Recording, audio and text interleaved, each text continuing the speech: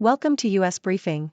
The content of the briefing includes: Republicans demand expulsion of Democrat who delayed crucial vote by setting off fire alarm. Ukraine stresses strong U.S. support after new aid is dropped from stopgap budget bill. Dianne Feinstein, trailblazing U.S. Senator and former San Francisco mayor, obituary. Attorneys for college taken over by DeSantis allies threaten to sue alternate school. I'll survive, U.S. Speaker McCarthy vows to overcome ouster threat. Republicans demand expulsion of Democrat who delayed crucial vote by setting off fire alarm. Telegraph. Republicans are calling for the expulsion of Democrat Congressman Jamal Bowman following an incident in which he triggered a fire alarm, causing a delay in a critical vote on a stopgap government funding measure. The House Administration Committee is conducting a formal investigation into the incident. Bowman claims the triggering of the alarm was an accident and that he misread the signs on the door. Some Republicans have accused Bowman of deliberately trying to stall the vote, but it is unlikely that he will be expelled from Congress as this would require the support of two-thirds of members. Ukraine stresses strong U.S. support after new aid is dropped from stopgap budget bill. The Toronto Star. U.S. support for Ukraine remains unwaveringly strong despite the omission of new financial support for Kyiv in the stopgap budget passed by Congress, according to Oleg Nikolenko, a spokesperson for Ukraine's Foreign Affairs Ministry. The temporary budget will not affect the billions of dollars of financial assistance already pledged by lawmakers in Washington. However, concerns have been raised about the lack of additional aid as the war in Ukraine continues. A growing resistance to providing further aid has been observed in recent House votes, indicating increased U.S. isolationism. Dianne Feinstein, trailblazing U.S. Senator and former San Francisco mayor, obituary. Telegraph. Dianne Feinstein, a trailblazer for women in American politics, has died at the age of 90. She served as a Democratic senator for California for over 30 years, becoming the first female mayor of San Francisco before that. Feinstein's career in politics was marked by tragedy when she stepped up as mayor after the assassination of George Moscone and Harvey Milk. She made headlines during the trial of their killer, Dan White, when she described finding Milk's body and announcing the deaths to a crowd outside City Hall.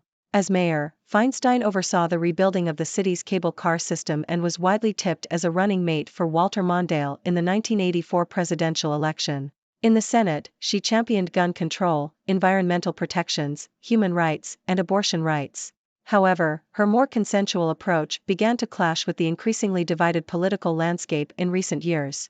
Despite calls for her to step aside, Feinstein remained in office until her death, becoming the longest-serving female senator. She had announced her intention to retire in 2025. Attorneys for college taken over by DeSantis allies threaten to sue alternate school. The Toronto Star. Attorneys for New College of Florida have threatened to sue a group of former faculty members and students who have formed an alternative online institute named Alt New College after leaving the school following a conservative takeover. Alt New College aims to teach free and subsidized courses and preserve the original educational philosophy of the school. Attorneys for New College claim that the online institute may be violating the school's trademark and causing confusion. New College of Florida has become a target of Florida Governor Ron DeSantis' campaign to rid higher education in the state of what he calls left-leaning, woke indoctrination on campuses.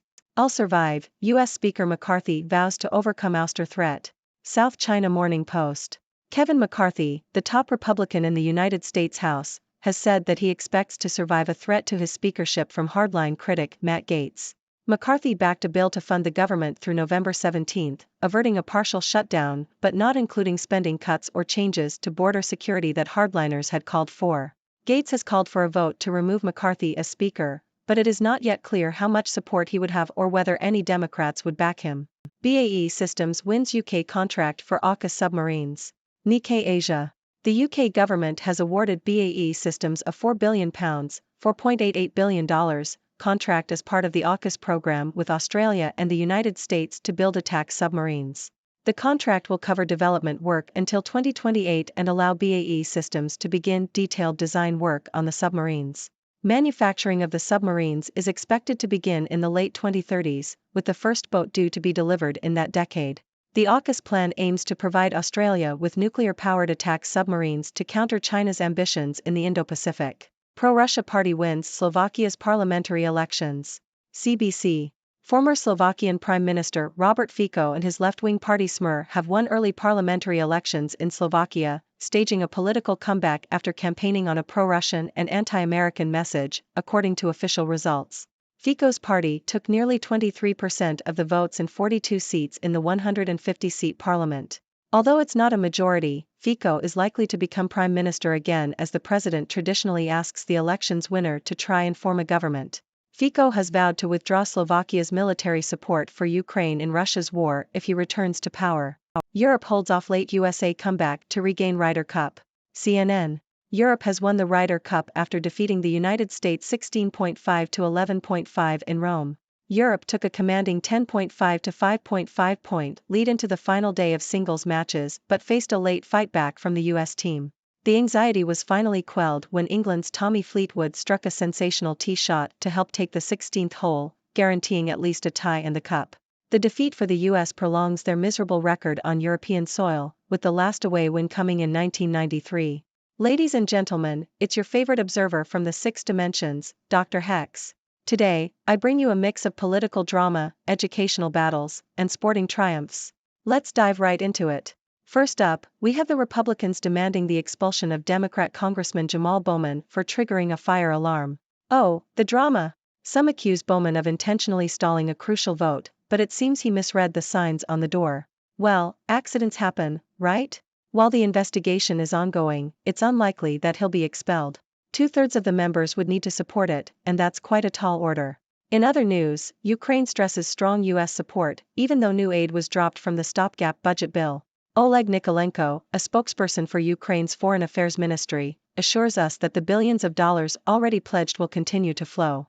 However, concerns are rising as the war in Ukraine persists and the US appears to be adopting a more isolationist stance. Is this the start of a shift in US foreign policy? Time will tell. We also bid farewell to the trailblazing US Senator and former San Francisco Mayor, Dianne Feinstein. She was a force to be reckoned with, making history as the first female mayor of San Francisco and serving as a Democratic senator for over 30 years. Feinstein's career was marked by tragedy, but she remained steadfast in her pursuit of gun control, environmental protections, and human rights. Despite calls for her to step aside, she served until her death, becoming the longest-serving female senator. Rest in power, Senator Feinstein. Moving on, we have attorneys for New College of Florida threatening to sue an alternative online institute formed by former faculty and students. New College aims to preserve the original educational philosophy of the school, but attorneys claim it may violate the school's trademark. It seems Florida Governor Ron DeSantis is continuing his campaign against what he calls left-leaning woke indoctrination on campuses. Oh, the battle for education continues.